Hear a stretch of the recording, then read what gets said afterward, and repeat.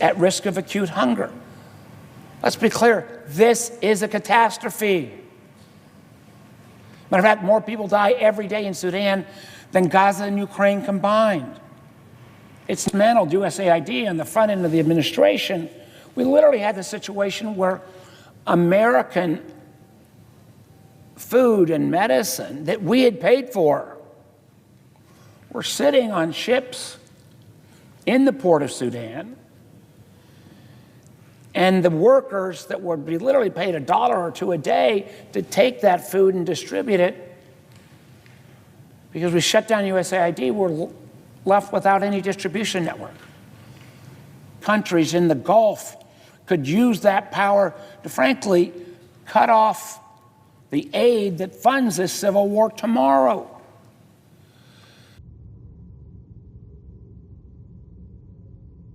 Mr. President. Senator from Virginia. Mr. President, are we in a quorum call? We are not. You're not. Thank you, Mr. President. Mr. President, I come to the floor today to mark the 3rd anniversary and, unfortunately, the start of the 4th year of conflict of the war in Sudan. Sudan is home to the largest humanitarian and displacement crisis in the whole world. This conflict and the resulting humanitarian crisis is largely being ignored by people across the world, including in our country, who are best positioned to make a difference. The war in Sudan started because a few years back, one of the most brutal dictators of the 20th century was actually overthrown by civil society and young people in Sudan looking for a better country. It was an effort to move towards a democracy. But that move was suddenly halted by 2 generals, each of a separate warring party, and unfortunately fueled by external actors.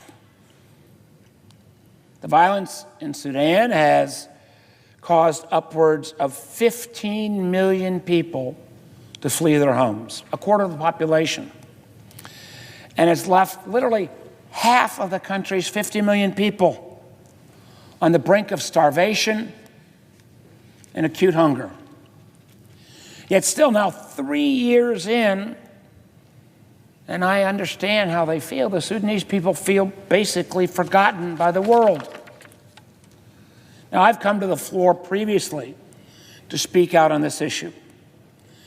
And I rise again today because this conflict cannot continue to be ignored.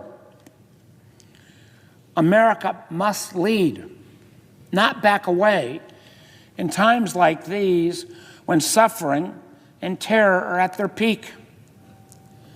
At the heart of this crisis, the ongoing violence between the Sudanese armed forces, remnants of the previous government called the SAF, and the Rapid Support Forces, another militia group, both fighting against each other for control of the country. It's estimated that the fighting and resulting food crisis may have killed more than 100,000 Sudanese and left millions more on the verge of starvation. The remarkable thing is there are no good guys here. Both the SAF and the RSF have inflicted horrible atrocities on the people of Sudan.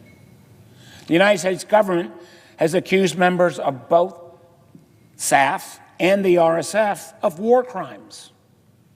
While in January of last year, the State Department issued a determination that genocide had literally been committed by the RSF and its allied militias in the Darfur region of Sudan.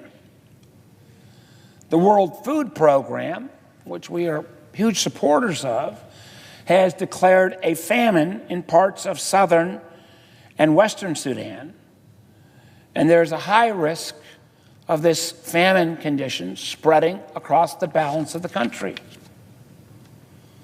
Sudan's economy has collapsed. Unemployment now is close to 50% of the whole population. A generation of children risk being denied education because how dangerous it is to even go to school. And conditions, unfortunately, may actually get worse. We've seen the war in Iran dramatically disrupt fuel and fertilizer shipments, particularly devastating as Sudan enters what should be its planting season in coming months. Globally, the United Nations has warned that the impacts stemming from these fuel, fertilizer, and supply chain disruptions would place more than, again, 45 million people in Sudan at risk of acute hunger. Let's be clear, this is a catastrophe. Matter of fact, more people die every day in Sudan than Gaza and Ukraine combined. It's not a new issue. I pushed the Biden administration repeatedly. But the U.S. response in addressing the scale of suffering that we see remains, unfortunately, woefully inadequate. Up to this point, what stands out isn't just the scale of the crisis. It's the contrast between the urgency described and the response being criticized. The speaker lays out staggering numbers: millions displaced, famine spreading, atrocities on both sides, and then pivots sharply to a core argument that leadership, particularly from the United States, has fallen short. That's the tension driving this entire speech. If the situation is truly this catastrophic, why does the response feel so limited and fragmented? And more importantly, what happens when a crisis of this magnitude is met with hesitation instead of coordination? That gap between reality and response is where the real pressure begins to build. First and foremost, the Sudanese people need humanitarian aid. They need aid workers, humanitarian organizations.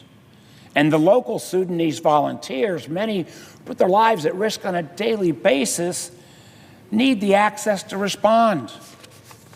Unfortunately, the current administration dismantled USAID and broader U.S. foreign assistance infrastructure.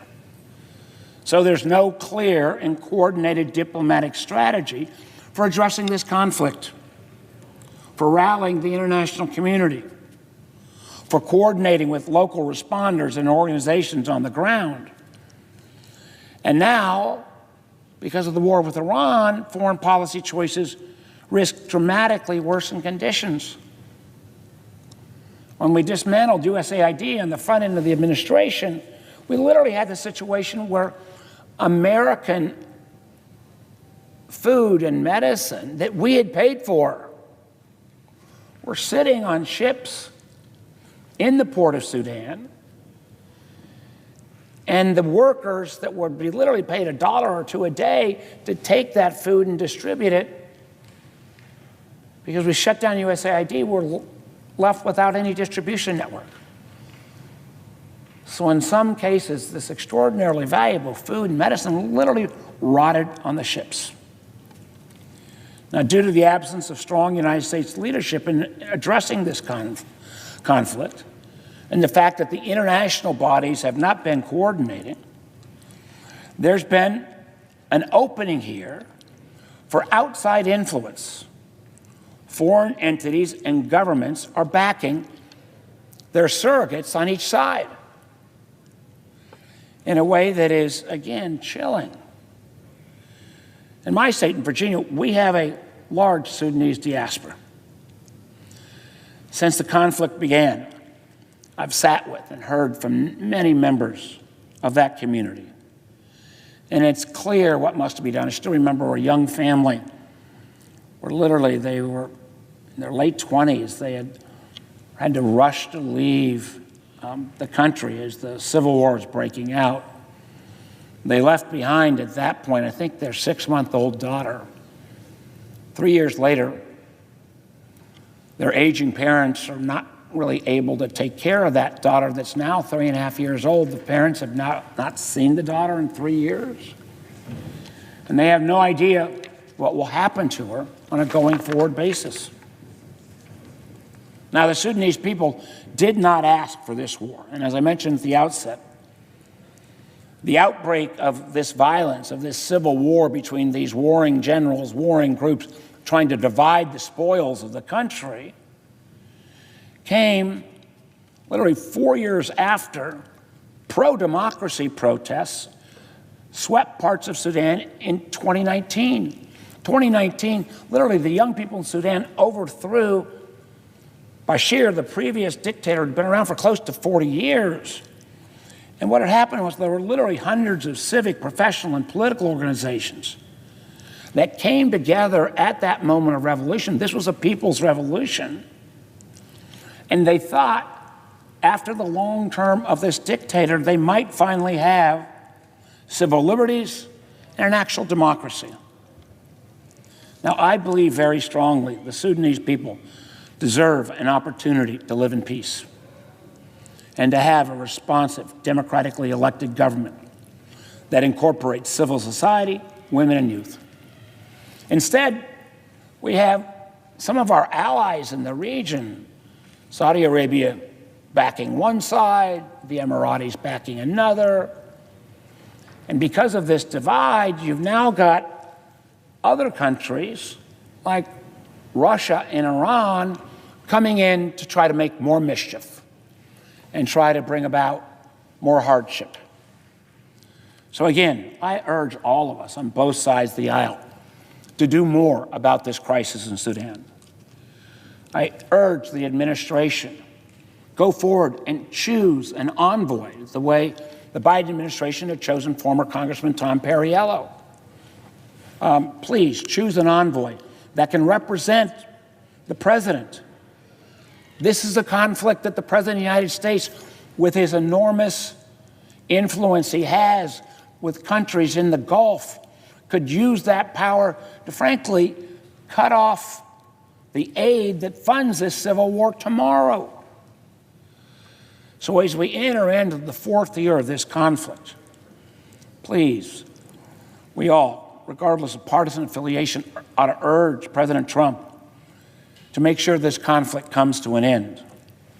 So at the end of the day, the Sudanese people, whether they are in Sudan or part of their diaspora around the world, can actually live in peace, have a government that reflects their needs, and a country that is blessed with lots of natural resources can actually enjoy the potential prosperity that was promised, that held out that hope back in 2019 when young people overthrew the prior dictatorship. We should no longer allow this crisis to go unheard, unrecognized. Part of the problem is that, unfortunately, the country is barred to a lot of the international press. But I urge any of my colleagues, as there are Sudanese diasporas in every state in our country, meet with those communities, hear their stories, hear their struggles. You know, this is, again, there are no good guys in this battle between these warring factions. American leadership could bring this war to an end. It would go a great deal towards restoring people's trust around the world of the value of strong, moral American leadership. With that, Mr. President, I yield the floor. What this speech ultimately does is force a spotlight onto a crisis that, by the speaker's own framing, has been operating in the shadows for far too long. And it does so by stacking three powerful elements on top of each other: scale, neglect, and responsibility. First, the scale is undeniable. We're not talking about a contained conflict or a localized humanitarian issue. We're talking about a situation where millions are displaced, where famine is actively spreading, where entire systems, economic, educational, social, are collapsing at once. The line that more people are dying daily here than in other major global conflicts combined is meant to shock, and it does. It reframes Sudan not as a secondary issue, but as one of the most urgent crises in the world right now. But then comes the second layer, neglect. And this is where the speech becomes more pointed. The argument isn't just that the situation is bad, it's that it's being overlooked. That despite the severity, it hasn't captured sustained global attention, media coverage, or coordinated international action. And that neglect isn't presented as accidental. It's framed as a failure of awareness, of priority, and of leadership. which leads directly into the third and most consequential element, responsibility. The speaker doesn't just describe the problem, he assigns weight to who should be doing more. There's a clear emphasis on the role of the United States, not just as a participant, but as a potential catalyst. The idea is that American influence, particularly in relation to regional powers and international coordination, could materially change the trajectory of this conflict. And here's where the most revealing tension lies: the suggestion that solutions, or at least meaningful pressure, are within reach, but not being fully utilized. Whether it's the lack of a coordinated diplomatic strategy, the dismantling of aid infrastructure, or the failure to unify international actors, the implication is that inaction isn't just unfortunate, it's consequential. The human moments reinforce this. The story of the family separated from their child isn't just emotional. It personalizes what would otherwise remain abstract statistics. It turns policy failure into lived reality. And that's critical because it shifts the conversation from numbers to people. At the same time, the speech avoids simplifying the conflict into a good versus evil narrative. In fact, it does the opposite. It emphasizes that both major factions have committed serious abuses. That complexity matters because it makes the path forward harder. There's no easy alignment, no clear side to support, which means that any resolution depends even more on external pressure, diplomacy, and coordination. So the takeaway here isn't just that Sudan is in crisis. It's that this crisis sits at the intersection of global indifference and unrealized influence. The question the speech leaves hanging is a difficult one. If the capacity to help exists, what explains the gap between what could be done and what is being done? And maybe more importantly, how long can that gap continue before the consequences become irreversible? If you found this breakdown valuable, let me know your thoughts in the comments. Do you think global leadership is doing enough here? Don't forget to like, share, and subscribe for more sharp political analysis that cuts through the noise.